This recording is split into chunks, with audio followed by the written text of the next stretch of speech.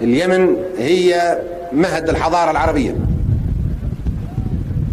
اليمن هي صانعة التاريخ العربي.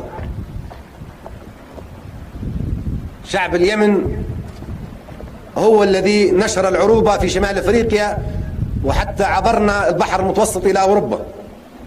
شعب اليمن هو الذي بنى الحضارة العربية والمجد التليد.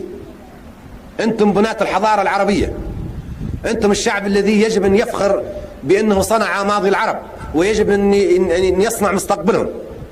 شعب اليمن هو الشعب الذي بنى حضارتنا، وهو الذي أمد الوطن العربي بالهجرات المتتالية حتى امتدت العروبة من المحيط إلى الخليج. أنتم أقوى شعب اليوم فوق الجزيرة العربية بهذه الوحدة. أنتم أقوى من البترول، وأقوى من القواعد الأمريكية، وأقوى من الأغنياء.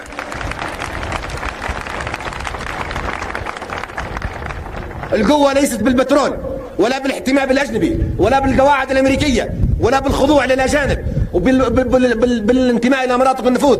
القوة بالإرادة. هذا الشعب حتى كان فقير، هذا شعب غني بمبادئه، بإرادته، بقوته. الشعب اليمني يجب أن يفخر ويرفع راسه. هو أغنى شعب بالإرادة، هو أقوى شعب بالإرادة، هو الشعب العربي العظيم، ويجب أن نستغل هذه الإمكانيات لتحقيق الوحدة العربية وإلى الأمام والكفاح مستمر.